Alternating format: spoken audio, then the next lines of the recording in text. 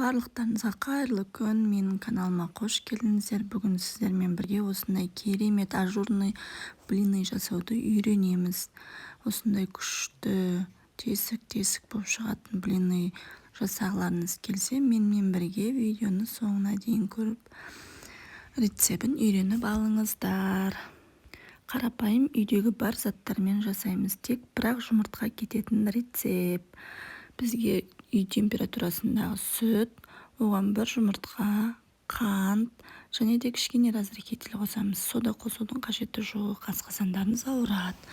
Бұл онда да кішкене ғана азыздан салып, сұйық май, сомен үстіп әдемілеп бір келкі масса шығарып аламыз да, осылай сковородкеге, қызып тұрған сковородкеге құямыз.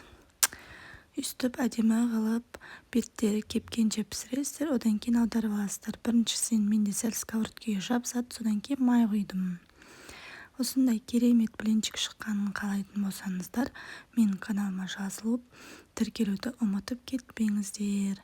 Лайк басып қолдап кетіңіздер.